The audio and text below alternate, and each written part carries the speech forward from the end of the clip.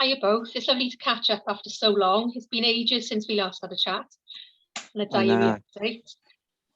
Just wondering, what have you been up to start reconnecting and getting out and about since the rules have changed? Well, we've been out doing COVID. So. We've been out doing COVID. But it's just shopping. Shopping we struggle with because we haven't got carers now. So we struggle more now with shopping. And we've been doing, well, Sandy Mitchell's been doing a disco down at the rugby club in Resolven. And that's where we've been going every 2 weeks. But at the moment, it's closed because of asbestos. But when it reopens, it's going to be every week then. Might be. Sounds good. So what is it that's difficult about going shopping? Transport. The transport, it's one's the buses, and two is sometimes when we want to go to Aldi's or Lidl's, we can't get there because of the getting back. Is it the buses are not accessible, or are they running at times that don't work for you? What is it that's not good? The buses stop really early in the evening, and we like to.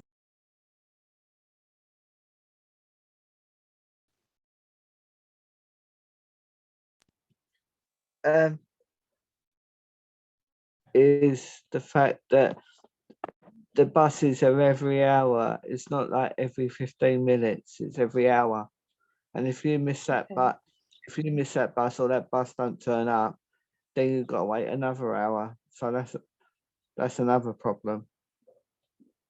Does that stop you doing other stuff as well, or is it just shopping? Are you able to do things locally? There's not much locally, to be honest with you. We tend to do our groups sometimes in Swansea as well. And like the last bus getting to Glynneath is what time now?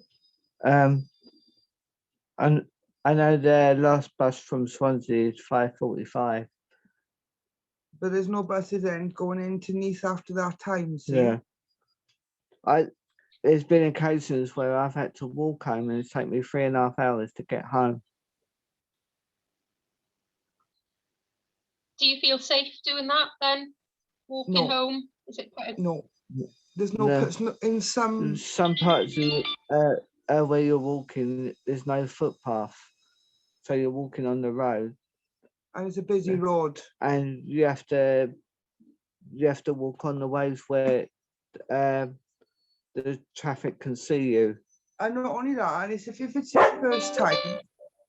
your first time, and you're doing it in the dark, that's going to be kind of scary because there's no lights either. You're in a new place, aren't you? So you don't know it that well at the minute either, do you? He ended up on a dual carriageway. You're not allowed to walk on a dual carriageway. But because a guy told him to go the other way, he went. I went the other way, but it was the wrong way, so I had to come back on myself. The guy told him the wrong way. See? Is getting a taxi an option for you, or is that not possible? It's like 20 odd quid for a taxi from Neath to Resolven. Sometimes you don't always have the money. See? Yeah. No, because of the. And that's an important. Yeah. You beat me to it there, and I was just going to ask you about the cost of living and how that's affecting you as well. It's affecting us. We're doing quite a lot of stuff now. We've had to stop paying, going out and paying for stuff.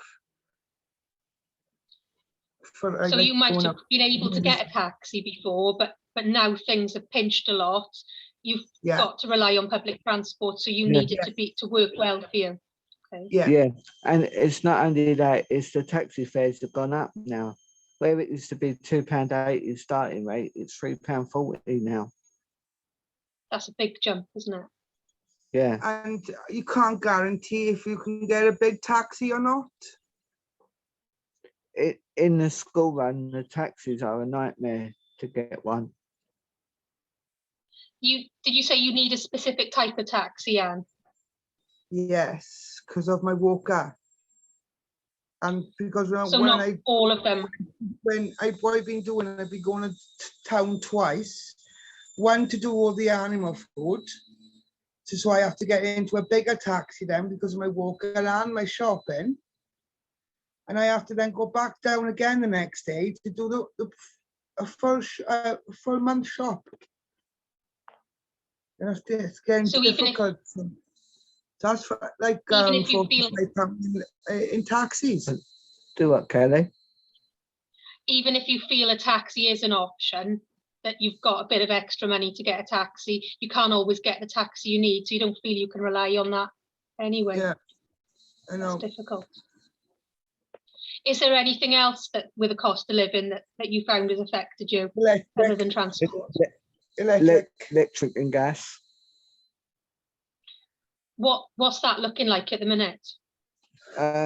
But like we use a lot of electric in like you put in like sometimes like 80 quid in a fortnight, and it's not lasting a month. Sometimes it's not lasting that long.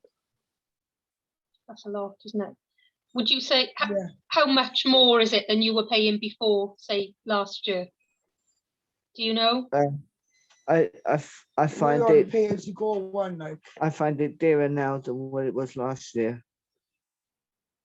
Do you find, does it affect, have you noticed with food, has the cost of food gone up for you, the things that you normally have? Yes, it has, because we've had to get more food banks this year than we did last year. We've had about 5 or 6 food banks, and there's more than How do you usual. access those then? Are they local to you, or have you got to go quite far out? The support worker gets it for us. We only had one. We had another one yesterday, and like not only that, our washing machine packed up, and we had to get onto our support worker to get a new washing machine, and that got delivered yesterday, but we didn't have to pay for it. Oh, it's good that you've managed to sort that out and you've had some help to do it. And we also had a new fridge freezer, which we didn't have to pay for.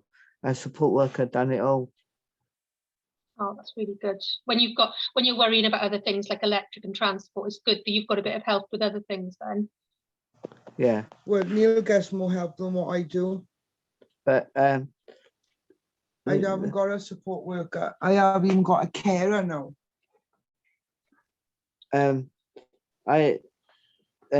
Because not long ago I might have a PIP assessment coming up, like, but not for like quite a few months. Yeah, but We've just done all the forms. We've just done all the forms, filled them out, but they contacted me today to say they might want to see me. How does that make you feel? Nervous.